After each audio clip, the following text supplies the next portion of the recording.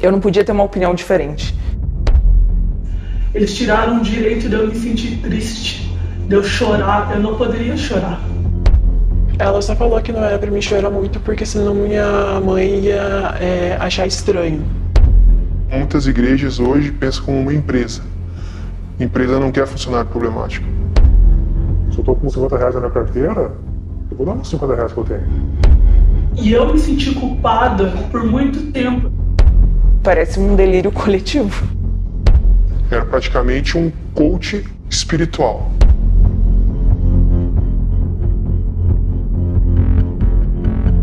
Eu acho que a gente vai olhar para trás depois e vai ver o quanto que a igreja no Brasil errou, assim. Quando você se sente um pouco inseguro, um pouco cansado no ambiente de trabalho onde você está inserido, quando uma criança se sente constrangida no ambiente escolar, é natural que nós pensemos, que uma criança pense o seguinte: eu preciso ir para casa, eu quero ir para casa, eu quero voltar para perto dos meus pais. É natural que isso aconteça, porque o ambiente familiar é um ambiente de acolhimento, é um ambiente de aconchego, é o ambiente de segurança dessa criança e também deste adulto. Num dia de trabalho, no final de uma semana onde você está extremamente sobrecarregado, sobrecarregada, você diz assim: meu Deus, tudo que eu quero é ir para casa. Não quero nem sair hoje. Não quero nem ir para aquele barzinho, para aquele restaurante com fulano, com fulana. Não vou nem pegar aquele cinema como eu tinha combinado com a família. Quer saber? Hoje eu quero ficar em casa. Por que vez ou outra nós falamos assim? Por que nossos filhos, o lugar deles de fuga num dia de constrangimento, num dia difícil, é a casa? Porque a casa expressa o ambiente familiar. A família é esse ambiente onde você deve se sentir em casa, seguro, confortável. No entanto, quando nós olhamos para a nossa realidade enquanto comunidades cristãs, essa deveria ser também a realidade. A igreja deveria ser o lugar onde você se sente seguro para ser exatamente quem você é. Você não precisa usar máscaras aqui ou em qualquer outra comunidade cristã, pelo menos essa deveria ser a realidade. Por quê? Porque nós, discípulos de Jesus, sabemos quem nós somos falhos, pecadores. E quando eu tiro a máscara, eu sou exatamente aquilo quem eu sou, e eu sei que o Pai me aceita como eu sou. Eu sei que na casa do Pai eu tenho um lugar à mesa e o Pai me chama pelo nome. Só que quando eu não me sinto em casa, onde eu deveria me sentir seguro, acolhido, algo terrível acontece aqui dentro. E esse é um fato, uma realidade que acontece em ambientes de aprisionamento religioso. Nós temos falado nessa série de mensagens, religiosamente aprisionados, de ambientes de aprisionamento religioso. Nós temos lembrado aqui de que não estamos, obviamente, falando de uma comunidade cristã A, B ou C, de um líder de um tipo ou de outro, não necessariamente nesse sentido. A nossa denúncia aqui é com relação a uma prática que pode acontecer em qualquer comunidade cristã, inclusive aqui no Ático. E nós queremos, direcionados pelo Espírito Santo, pela sabedoria bíblica, justamente não incidir nesse erro. No entanto, essa é uma realidade, onde pessoas que deveriam se sentir em casa, em diferentes comunidades cristãs, acabam se sentindo ali totalmente inseguras, totalmente expostas e não acolhidas de uma forma como deveria ser. Nós temos olhado, conversado com pessoas da nossa comunidade, temos percebido que isso acontece muito, mais do que talvez você imagine. Essa pressão, esse abuso religioso na direção de fiéis.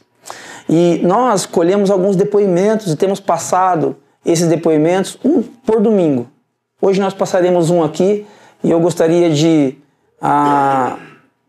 pedir para você que está assistindo via YouTube ou está ouvindo nas plataformas digitais também, a sua paciência e pedir desculpas para você, porque esse vídeo não será passado nessas plataformas apenas para quem está aqui presente, para preservar essa pessoa que optou por dar a gente esse depoimento e também preservar essas comunidades cristãs. Nossa ideia não é expor ninguém. Mas eu gostaria que você prestasse bastante atenção neste vídeo e você percebesse o tipo de constrangimento que muitas vezes acontece em ambientes de aprisionamento religioso, onde nós, em vez de nos sentirmos em casa porque estamos em família, ao redor da mesa, junto do nosso Pai, nós podemos nos sentir constrangidos e não acolhidos de uma forma extremamente severa e até doentia. Presta atenção no vídeo.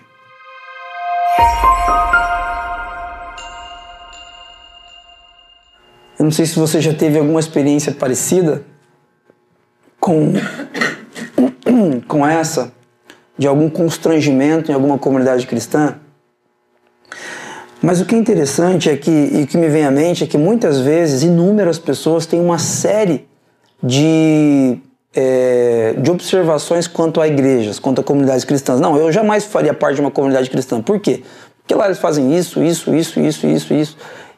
uma série de coisas, de repente, que você possa listar. E, de repente, essas coisas aconteçam de fato. O ponto é, será que essas coisas foram norteadas, elas são objeto da vontade de Jesus, o Senhor da igreja, ou elas têm a ver simplesmente com uma manifestação de pessoas na história da igreja? Pessoas que optaram por caminhar num sentido que não necessariamente foi o que Jesus nos instruiu para caminhar. Se você vivenciou coisas que dizem respeito a líderes, a pessoas que frustraram, que decepcionaram você e agiram em desacordo com a forma com que Jesus agiria, eu convido você a olhar de novo para a igreja. Quero convidar você nessa manhã a olhar para a igreja e tentar enxergar essa família de novo. Quando nós pensamos em família, a gente pensa em segundas, em terceiras, em quintas, em chances infinitas, não é verdade? Para um filho que desobedece a mãe, o pai, e desobedece reiteradamente, mas se ele volta e se arrepende, ele sempre vai ter um lugar à mesa. Não é verdade? Essa é uma história que tem na minha e tem na sua família, e nós conhecemos histórias assim, de filhos pródigos que voltam e encontram o seu lugar ali à mesa. Eu quero dizer para você nessa manhã que muito do que pode ofender você na sua vida com Jesus, tudo que pode ofender você tem de ter a ver com o Evangelho. O Evangelho ofende também. O Evangelho, ele diz para mim que eu sou falho, que eu sou pecador e que sozinho eu não consigo. Mas qualquer outra ofensa que não tenha a ver com o Evangelho, eu quero desafiar você a repudiar isso. Por quê? Porque isso é aprisionamento religioso. Muitas vezes, procurando liberdade, em vez de liberdade, nós encontramos gaiolas religiosas. E nós não queremos ser uma gaiola religiosa. Nós queremos ser um ambiente que convide você a refletir, a pensar, a ter uma fé crítica, um olhar crítico na nossa direção mesmo, mas que você possa ter a liberdade de caminhar, de ser quem Deus criou você para ser. E nós temos falado ao longo dessa série de mensagens sobre o que acontece na carta de Paulo aos Gálatas. Paulo, ele tem um encontro com Jesus, e depois que ele se encontra com Jesus, ele passa a compartilhar desse Jesus para os gentios, ou seja, para os não-judeus. Para os não-judeus lá no primeiro século. E Paulo, ele compartilha uma mensagem só. Qual mensagem? A mensagem do Evangelho. A palavra Evangelho é uma palavra grega que significa boas novas, boas notícias. Então Paulo, ele está levando as boas notícias para as pessoas, dizendo o seguinte: olha, vocês não precisam mais ser escravos do pecado. Ou seja, vocês não precisam mais viver esse casamento miserável que vocês vivem. Vocês não precisam mais serem escravos dessas substâncias. Vocês não precisam mais ser pessoas violentas, viver à margem, marginalizado daquilo que Deus quer para você. Mas como assim? Eu não consigo mudar sozinho. Exatamente, você não consegue. Mas eu tenho uma boa notícia para você. A boa notícia é que Jesus entrou na história, ele morreu pela humanidade, ele foi morto por nós, mas ele ressuscitou 3 dias depois e agora o reino de Deus chegou. A boa notícia é que o reino de Deus está presente e agora você pode ser quem você foi criado para ser. Então Paulo ele compartilha essas informações por onde ele passa, dizendo o seguinte: olha, você pode viver uma nova realidade. E a pessoa diz o seguinte: mas Paulo, você não me conhece. Eu sou assim, eu sou assado, eu faço coisas erradas, eu tenho um passado assim que eu não gosto nem de mencionar, não gosto nem de lembrar. E Paulo diz para essa pessoa: eu sei disso. A boa notícia não depende de você. A boa notícia depende do que Jesus fez na cruz. É sobre isso que Paulo fala quando ele semeia, quando ele planta igrejas lá no primeiro século. E na Galácia foi um desses lugares onde ele semeou essa questão, essa informação, as boas novas daquilo que Jesus veio fazer na história. No entanto, ele fica na Galácia um tempo e sai de lá. Quando ele sai, falsos irmãos, falsos líderes vão até lá e começam a dizer coisas incoerentes com relação à mensagem do Evangelho. Eles dizem o seguinte: olha, o que Jesus fez é verdade. Jesus morreu, Jesus ressuscitou sim, mas vocês precisam também cumprir algumas coisinhas. Vocês precisam fazer parte de vocês. Trazendo para 2023, é como se hoje eu dissesse para vocês aqui, ó, quem aqui quer ser livre? Quem aqui quer viver uma vida abençoada? Ah, todo mundo vai dizer, ok, eu quero ser livre, viver uma vida legal.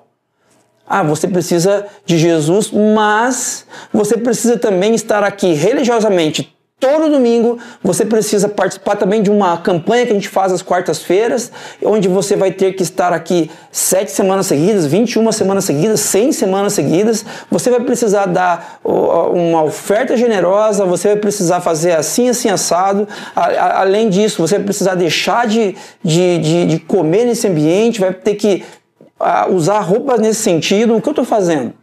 Por mais que uma ou outra instrução seja importante, seja de sabedoria, mas o que eu estou fazendo? Eu estou agregando coisas para você fazer, para você conquistar a sua bênção, para você chegar lá, para você ter acesso a Deus. E a mensagem do Evangelho é só Jesus e mais nada. Esses líderes levam falsas informações e falsos direcionamentos aos cristãos da Galácia. Então, Paulo escreve essa carta. A carta aos Gálatas é um puxão de orelha. Paulo está irritadíssimo. E ele escreve essa carta tentando lembrar, eu imagino que Paulo escreve essa carta pensando assim: tomara que ainda dê tempo. Tomara que ainda dê tempo, porque eu acho que já foi o boi, a corda e a cerca junto. E Paulo escreve com pressa. E no capítulo 4, que nós vamos conversar hoje, nós podemos encontrar algumas informações extremamente importantes para sermos lembrados de que nós não fomos chamados para viver numa gaiola.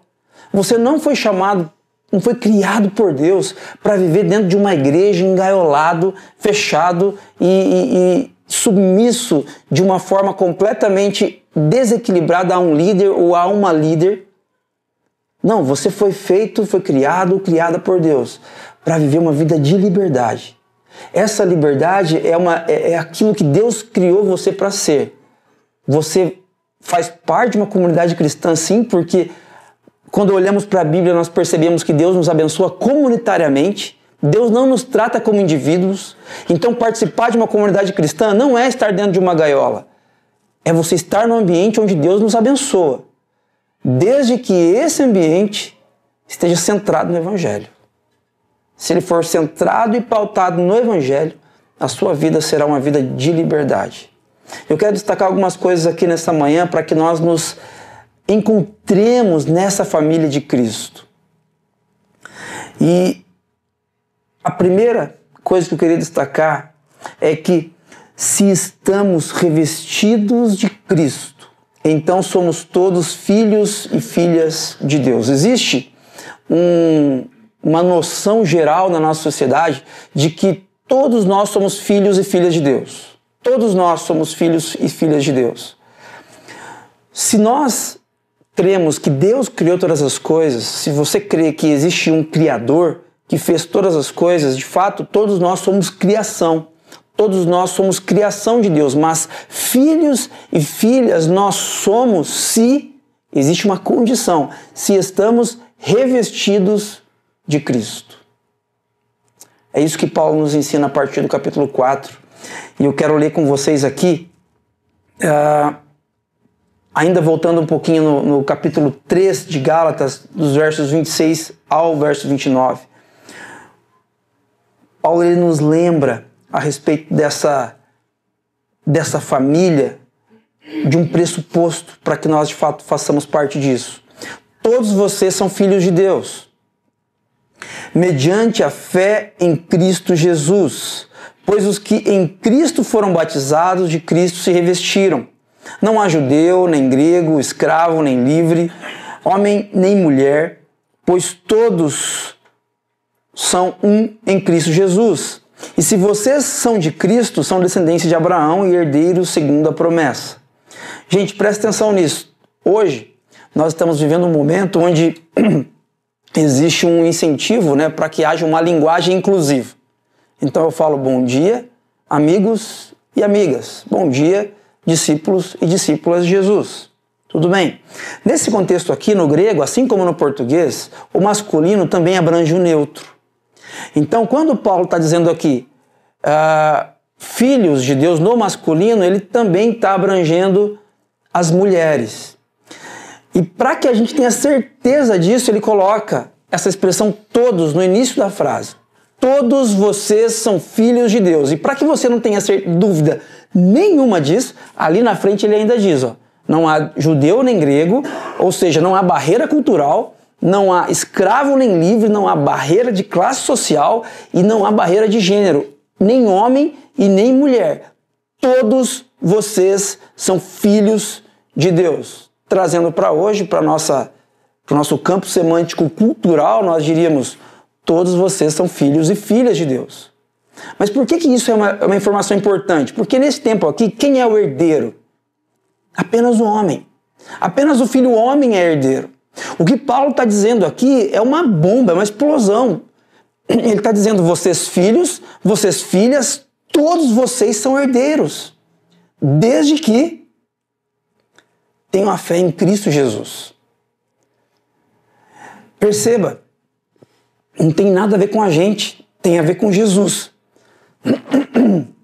O problema não é você olhar para o espelho nesta manhã e dizer o seguinte, bom, olha como eu fiz coisas erradas, olha como eu sou insuficiente, eu não tenho direito de ser filho de Deus, de ser filha de Deus. Esse não é o ponto.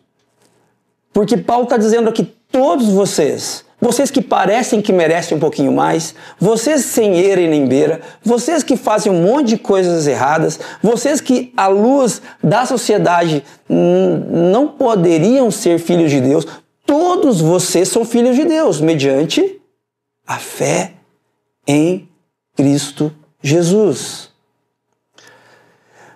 Porque Jesus, ele é o Filho em quem Deus tem prazer. Gente, Deus criou todas as coisas perfeitas. Deus criou a mim e a você perfeitos para que tivéssemos um relacionamento com Ele, um relacionamento uns com os outros e com toda a criação. No entanto, a Bíblia conta pra gente em Gênesis 3 que nós enfiamos os pés pelas mãos, nós pecamos. O pecado, ele não é um conceito religioso de algo que existe só dentro de um templo, de uma comunidade cristã evangélica. Não, o pecado é a desconexão do ser humano para com Deus. E quando nós nos desconectamos de Deus, nós nos enfiamos numa enrascada. Mas a boa notícia é que Jesus entrou na história. E Ele é o Filho que disse sim para o Pai. Enquanto todos nós dizíamos não, Jesus disse sim, Pai, eu vou obedecer você. E é por isso que Jesus é o Filho que Deus enxerga. Deus, Ele nos aceita como filhos porque antes Ele aceita o sacrifício de Jesus. E quando Ele olha para você nessa manhã, Ele não vê você, Ele vê os méritos de Jesus. Ele vê a obediência de Jesus. Por isso que nós sim somos filhos de Deus mediante a fé em Jesus. Se você não se esconde em Jesus, você ainda é visto por Deus como pecador. Você ainda é visto por Deus como alguém que vive a partir da sua própria vontade, que tem como Deus o seu próprio coração, o seu próprio ego. Uma coisa interessante que eu queria destacar com vocês aqui, a palavra batizados aqui, ela tem um sentido muito importante, porque Paulo está dizendo, todos vocês são filhos de Deus mediante a fé em Jesus, porque vocês creem, porque vocês se escondem em Jesus, nos méritos de Jesus, vocês que em Cristo foram batizados e de Cristo se revestiram. O batismo, gente, muitas vezes ele é confundido como algo, como simplesmente um rito. Você vai fazer parte do Rotary Club, você vai fazer parte dessa associação política, então existe um rito ali de iniciação. Você faz um curso, algumas aulas, entende como funciona, aí existe uma cerimônia, onde você vai ser adentrado àquele recinto de forma formal. Aí você acha que o batismo é isso também. O batismo é muito mais profundo e amplo que isso. O batismo é o momento onde o Espírito Santo de Deus faz morada eterna no seu coração. Existe um livro na Bíblia que é o livro de Atos dos Apóstolos, escrito pelo evangelista Lucas. E Lucas, neste livro, ele deixa claro para a gente que toda vez que existe batismo com água, concomitantemente, um pouco antes, durante ou um pouco depois, existe o batismo com o Espírito também. Então, quando nós somos batizados com água, o Espírito Santo vem e faz morada em nós. Ele fala com você, ele interage com você, ele te mostra o caminho mesmo antes de você ser batizado. Mas morada eterna no seu coração, na sua mente, ele faz após o batismo. Eu queria deixar isso aqui como um incentivo para você a pensar sobre isso. Se você ainda não foi batizado em uma comunidade cristã, gostaria que você pensasse a respeito disso, porque esse momento não é trivial. Esse momento, a partir da teologia bíblica, é o momento onde você passa a ser apto, passa a ser capacitado a ser mais parecido com Jesus. Paulo está dizendo, se você foi batizado e você de Cristo se reveste, ele está falando aqui de roupa mesmo. Você tira as suas roupas, as roupas sujas, daquilo que você sempre tentou ser, aquele marido, aquela esposa que você sempre tentou ser e não conseguiu, você tira essa roupa e agora você põe a roupa de Jesus, daquele que conseguiu dizer sim ao Pai. Nesse sentido, o teólogo Sinclair Ferguson diz o seguinte a respeito dessa ideia de que somos filhos de Deus. A ideia de que somos filhos de Deus, filhos e filhas do próprio Deus, é a mola propulsora da vida cristã. Nossa condição de filhos de Deus é o ápice da criação e o objetivo da redenção. Gente, olha isso. A ideia de que somos filhos e filhas de Deus é a mola propulsora da vida cristã. Se você se considera um discípulo de Jesus, uma discípula de Jesus, mas você não se considera parte da família de Cristo, então algo está errado. Eu quero convidar você nessa manhã a entender de que nós temos que fazer parte dessa família. É disso que a fé cristã se trata.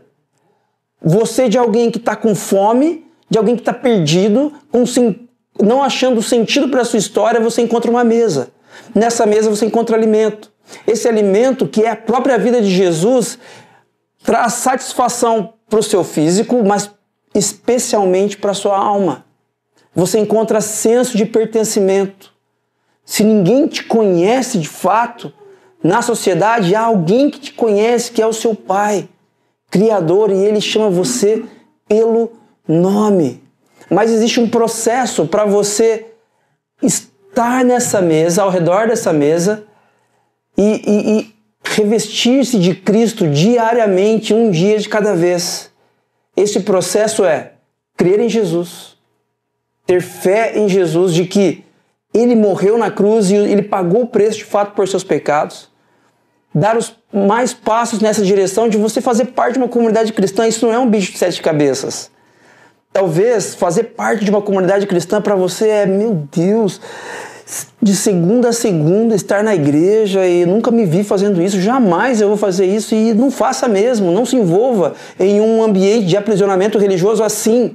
Faça um favor para você e para sua família e não se envolva.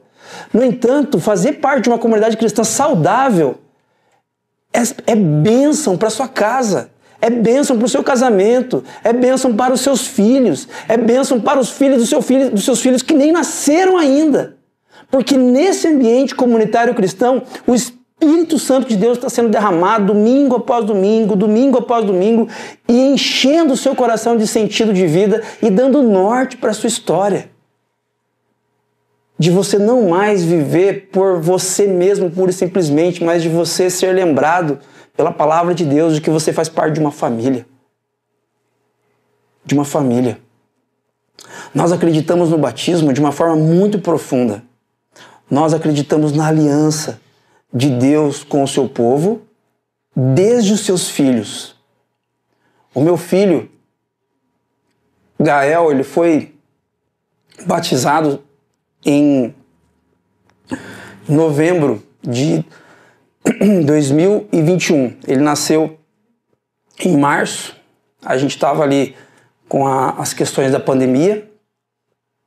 Então não estávamos tendo os cultos com as pessoas, né? Vez ou outra, transmissões e tal. Isso, eu estou falando de um tempo onde eu estava pastoreando uma igreja em Jaguariúna, estado de São Paulo. E no dia que o Gael foi batizado, aquele momento representa Gael estar debaixo da aliança com Deus. Aquele ambiente também representa o seguinte: eventualmente, se eu e a Débora faltarmos, eventualmente, se nós não tivermos condição de criar esse menino, eventualmente, se precisarmos de ajuda, qualquer ajuda que seja, existe uma família que se compromete a cuidar, a nortear, a ensinar esse caminho que deve andar, auxiliando a família dele, eu e a mãe dele. Essa aliança, ela tem a ver com pertencimento a uma família, a ter uma mesa para pertencer. Agora, isso tem a ver com crer no que Jesus fez por nós. Você não participa de uma família. Você não tem um compromisso com uma família porque você merece. Então nessa manhã, se a conclusão que você chega olhando para toda a sua história é que você não merece, ótimo. É isso. É esse o ponto. Você não merece. Mas Jesus pagou o preço, todo o preço, para que você faça parte dessa família. Uma segunda coisa que eu quero destacar com você é que se somos família de Cristo, jamais nos submeteremos à escravidão novamente. Nós já fomos escravos do pecado, da religiosidade, de inúmeros falsos senhores por aí. Mas quando nós passamos a fazer parte da família de Cristo, a escravidão não faz sentido pra gente mais. Então, se alguém chega pra mim e fala assim: olha, Carlos, legal, o que eu acho que está propondo e tal, mas eu acho que vocês precisam fazer isso, isso e isso, porque senão não vai dar, não vai fazer sentido enquanto igreja. Se nós olharmos para essa sugestão e entendermos que ela não tem a ver com a mensagem do Evangelho, nós jamais nos submeteremos a isso, porque jamais nos submeteremos à escravidão novamente. Não queremos ser escravos. Não queremos mais viver um contexto de religiosidade que, na verdade, é um engaiolamento religioso. E é disso que Paulo está falando também aos Gálatas. Olha só a partir do verso 1 do capítulo 4. Digo, porém, que, enquanto o herdeiro é menor de idade, em nada difere de um escravo, embora seja dono de tudo. No entanto, ele está sujeito a guardiães e administradores até o tempo determinado por seu pai. Assim também nós, quando éramos menores, estávamos escravizados aos princípios elementares do mundo.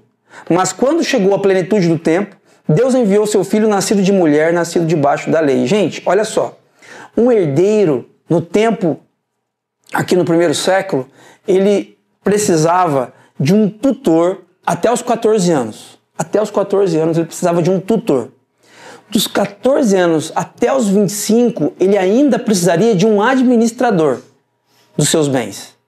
Então, na verdade, liberdade para gerir os seus bens somente a partir dos 26 anos naquele contexto. Então, o que Paulo está dizendo aqui é, um herdeiro menor de idade, ele é muito parecido com um escravo. Ele ainda não tem liberdade. Nós queremos ser filhos de Deus. Nós nos entendemos filhos de Deus. Agora, se você ainda se submete a ritos, a líderes que dizem para você o que é certo, o que é errado, e não se submete ao Evangelho, a Jesus de fato, é como se você fosse um herdeiro menor de idade, muito semelhante a um escravo. É isso que Paulo está dizendo. Assim, também nós, quando éramos menores, estávamos escravizados aos princípios elementares do mundo. Agora presta atenção nisso. Chegou a plenitude do tempo. O que é a plenitude do tempo? A plenitude do tempo era uma expressão que dizia respeito à maioridade.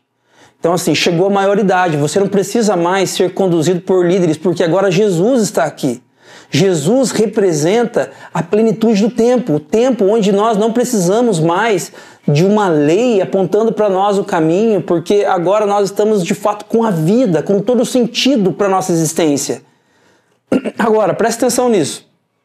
Deus enviou seu filho, nascido de mulher, ou seja, ele é um ser humano, ele foi um ser humano normal, mas que não pecou, debaixo da lei, ou seja, ele cumpriu toda a lei de Moisés.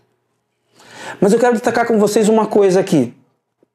Esse diagrama, que retrata toda a história bíblica para nós, a narrativa bíblica de Gênesis e Apocalipse, fala para a gente aqui nesse primeiro símbolo da criação. Deus cria todas as coisas, Ele é o Criador do bem. O mal vem em função do pecado, porque nós nos desconectamos de Deus, é o segundo símbolo, é esse X. Essa seta para frente é a missão de Israel, é o povo de Israel que foi chamado por Deus para ser luz para as outras nações. Depois nós temos a cruz, onde Israel cumpre o seu papel, providenciando o Salvador, que morre por nós, por nossos pecados. Essa segunda seta para frente, com esse azinho, é a missão da igreja, nós, Ático, em missão, a missão de compartilhar de que o reino chegou, de que as boas novas de Jesus de fato são uma realidade. E essa última seta para baixo é quando Jesus for manifesto novamente. Nós entendemos que existe uma promessa na sabedoria bíblica de que um dia ele vai voltar, de que um dia ele será perfeitamente manifesto. Agora presta atenção. Esse último símbolo, para os judeus, ele simbolizava a plenitude do tempo. Quando Paulo está falando aqui da plenitude do tempo, ele e qualquer outro judeu imaginavam o fim dos tempos, que é quando o marido não briga com mulher mais, mulher não briga com o marido mais, filhos não se revoltam contra os pais mais, não existe mais corrupção em nenhum tipo de governo, não existe mais injustiça, desigualdade social, tudo vai ficar bem porque a vontade de Deus, boa, agradável e perfeita, será plenamente manifesta. Quando? Na plenitude dos tempos. Faz sentido? Era essa a expectativa de qualquer judeu. No entanto, o que Paulo está dizendo é, aquela plenitude dos tempos já chegou. Já chegou, o reino de Deus já está presente. Nós não estamos aguardando o reino de Deus chegar. A família de Deus perfeita, com lugar à mesa, onde você é chamado pelo nome, não é lá na eternidade. Quando você fechar os olhos para a história e abrir para a eternidade. Não! A realidade de fazer parte da família de Deus, um ambiente saudável para você, para sua família, é uma realidade hoje. Por quê? A plenitude dos tempos já chegou desde que Jesus morreu e ressuscitou. Desde que o Espírito Santo de Deus foi derramado. É sobre isso que uma comunidade cristã compartilha.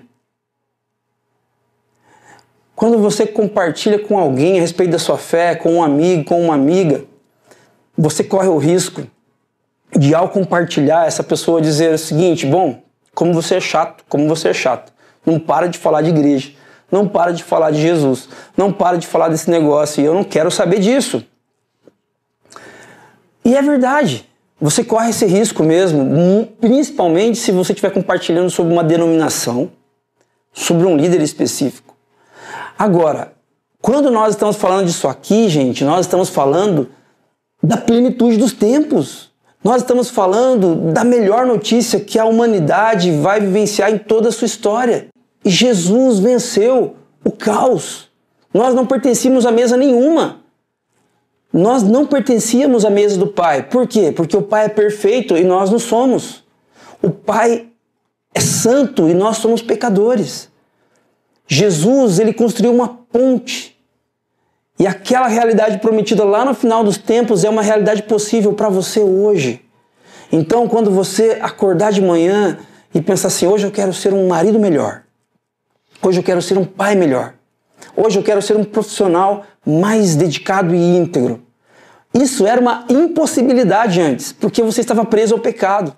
Agora, porque Jesus morreu e ressuscitou e o Espírito Santo foi derramado e você crê em Jesus, essa é uma possibilidade. Isso acontece na sua história e você pode ser uma melhor versão de você mesmo, porque Jesus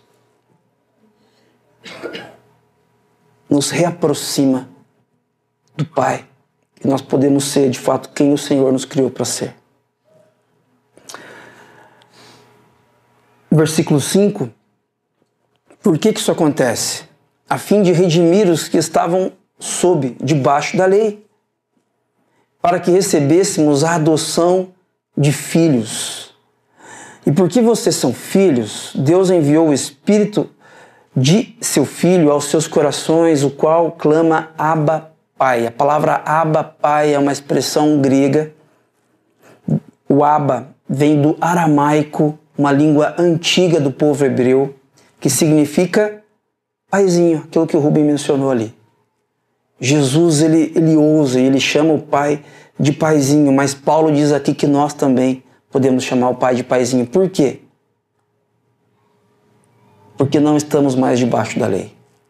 Você não precisa mais ser escravo de nenhum tipo de religiosidade. Nós fomos adotados como filhos. E aqui tem uma coisa interessante, no direito romano, Paulo usa isso aqui no imaginário da época, esse conceito é muito comum, o conceito de adoção. Um escravo, ele poderia ser adotado como filho. Então um senhor que tinha muitas posses, mas não tinha tido filhos, ele adotava um escravo para ser seu filho. Só que, obviamente, seria muito cruel se fosse possível, esse escravo jamais poderia deixar de ter esse filho como filho. Ele permaneceria sendo filho como qualquer outro filho. Essa paternidade seria contínua dali em diante. Ele faria parte da família e herdeiro com os outros herdeiros. Então, o que Paulo está trazendo aqui não importa o que você faça, não importa como você se comporte, quando você não está mais debaixo da lei e se submete ao senhorio de Jesus e crê em Jesus, você se torna filho adotado do Pai. E você pode clamar, Paizinho, eu preciso de ajuda. A palavra aqui, clama, o qual clama, Abba Pai, clama, é uma expressão que significa gritar, gritar de forma rasgada. Você já viu uma criança que está prestes a cair de algum lugar e ela chama pai ou mãe, né, um dos dois, mas assim, de uma forma desesperada, mas extremamente confiante de que só aquela pessoa pode salvá-la? É isso que Paulo está trazendo aqui na nossa mente, no nosso imaginário. Nós podemos gritar, Paizinho, eu preciso de ajuda, eu não estou entendendo isso, eu quero um lugar para pertencer, Paizinho, eu não aguento mais a situação na minha história, eu não aguento mais viver isso. Antes você até gritava, mas você estava tão engaiolado dentro de um ambiente religioso que ninguém podia te ouvir. Ambientes religiosos são ambientes que muitas vezes são tóxicos, solitários e que nos conduzem a uma vida de insignificância e morte. No entanto, quando nós descobrimos que somos filhos de Deus, nós podemos gritar, Abba Pai, Paizinho. E ao redor da mesa ele vai dizer, filho, filha, Eu estou aqui para cuidar de você. Assim, você já não é mais escravo, mas filho. E por ser filho, Deus também o tornou herdeiro. Antes, quando vocês não conheciam a Deus, eram escravos daqueles que por natureza não são deuses. Gente, se você já frequentou vários ambientes comunitários cristãos, talvez você já ouviu a expressão herança, herdeiro. Você é herdeiro de Deus, herdeiro de tudo aquilo que Deus conquistou, daquilo que Jesus conquistou por você na cruz. Isso é verdade. Mas então o que você precisa? Tome posse. É ou não é? Quem já ouviu essa expressão? Tome posse da sua bênção. Porque Jesus, ele conquistou tudo para você, agora você toma posse porque você é herdeiro. Não é assim que você se torna herdeiro. Você se torna herdeiro de Cristo, filho de Deus, quando você crê em Jesus. Quando pela fé você se submete a Jesus. É sobre o que Jesus fez, não é sobre você tomar posse. É sobre a obra de Jesus na cruz, não é sobre você determinar a sua bênção. É sobre Jesus e sobre o que ele fez na cruz do Calvário. É tudo sobre Jesus e isso é libertador. Isso é libertador. Nós não somos mais escravos, nós somos sim herdeiros. O texto continua.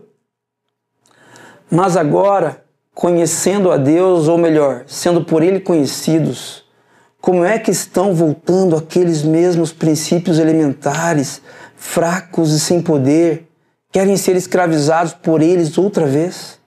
Vocês estão observando dias especiais, meses, ocasiões específicas e anos. Temo que os meus esforços por vocês tenham sido inúteis. Gente, olha que interessante. Paulo está dizendo aqui, ele usa no português, nós olhamos aqui conhecendo a Deus e conhecidos, é a mesma expressão, mas no grego, a primeira expressão conhecendo a Deus é sobre nós, estarmos conhecendo a Deus, é uma expressão que traz o significado de um conhecimento informativo, pura e simplesmente. Mas aí Paulo diz, não é bem isso, quer dizer, deixa eu melhorar aqui, é sendo por ele conhecidos, e a palavra aqui conhecidos tem a ver com relação íntima, tem a ver com a mesma expressão que é usada para relação sexual, conhecimento íntimo do outro. Então, ok, você está conhecendo a Deus informativamente, mas ele conhece você profundamente, porque ele é seu pai. Ele conhece tudo que você passa, ele conhece todos os seus pensamentos, para onde você quer ir, para onde você nunca foi e gostaria de ter ido. Ele conhece tudo. E conhecendo você, Paulo está dizendo, mesmo assim, como que vocês, Gálatas, cristãos, discípulos de Jesus da Galácia, voltam a se submeter a essas coisas? Quando nós, na história da igreja brasileira, especialmente nos últimos 30, 40 anos, nos submetemos novamente a coisinhas que são impostas a nós pelos líderes, nós estamos incorrendo exatamente nesse erro aqui que Paulo está denunciando. Quando alguém diz para você o seguinte, olha, beleza, Jesus morreu por você na cruz, mas leva esse candelabro aqui para sua casa. Vocês sabem o que é um candelabro? Aquele... como que é o nome? É um castiçal com 7 velas, espaço, né, para você inserir as velas, que era usado pelo povo de Deus no Antigo Testamento, tem uma simbologia, mas você não vai ser mais abençoado levando aquilo para sua casa.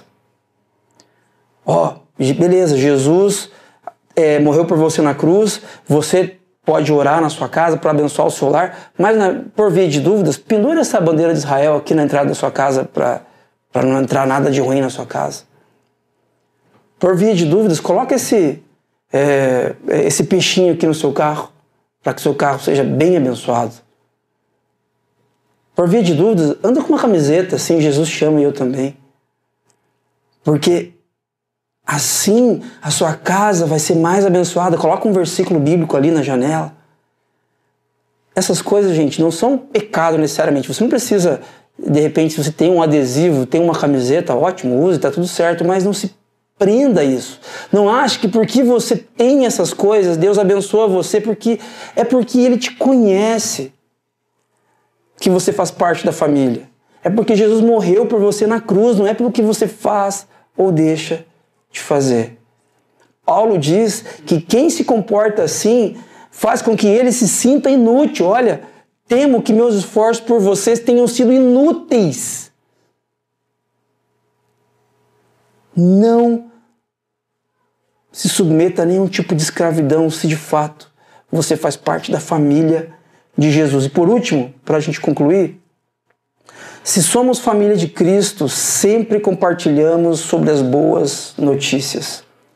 Compartilhar as boas notícias daquilo que Jesus fez por nós na cruz não tem a ver com estarmos prontos no sentido de maduros, com termos todas as informações, você conhece a Bíblia, então você agora pode compartilhar. Não tem a ver com isso. Se somos família de Cristo, compartilhamos. Se somos família de Cristo, compartilhamos. Olha o que Paulo diz a partir do verso 12 do capítulo 4. Eu lhes suplico, irmãos, que se tornem como eu, pois eu me tornei como vocês. Paulo está dizendo aqui, a partir do verso 12 agora, até o último versículo que a gente vai ler,